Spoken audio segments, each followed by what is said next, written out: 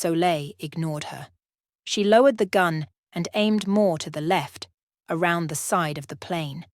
She struggled to find the best possible angle and then placed her finger on the trigger. She fired. Amaris's smugness turned to absolute horror as the bullet shot forward along the plane and then suddenly jolted to the side. It ripped into the window at an angle, shattering it. An intense pressure came from the cabin. "Mike!" Amaris cried out, horrified. In a flash, she was gone, phasing through the hull of the plane itself to reach him. Soleil gritted her teeth, waiting patiently as the door to the plane was ripped open. Amaris, her arms tightly wrapped around Mike, threw them both over the side of the plane into the blue sky below. Soleil gritted her teeth, not even considering her actions as she let go of the rope. "No, you don't!" Amaris screeched as Soleil slammed into her from behind, throwing her off balance. They spun around in mid-air several times. So many, in fact, that Soleil quickly lost sight of which way was up. Amaris snarled wildly as she tried to claw at Soleil's helmet.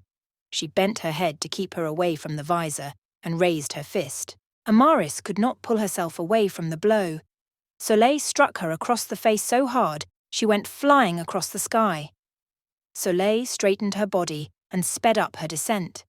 She reached Mike and wrapped her hands around him. He was, thankfully, unhurt, but shaken. "Don't move!" she commanded as she wrapped her arms around him protectively. The two of them were rapidly descending on a vast expanse of forest. Soleil could see a vast, dark shadow rapidly flying back towards them. She couldn't worry about that now. She had to focus on the landing. "Brace yourself," she warned him as the trees neared.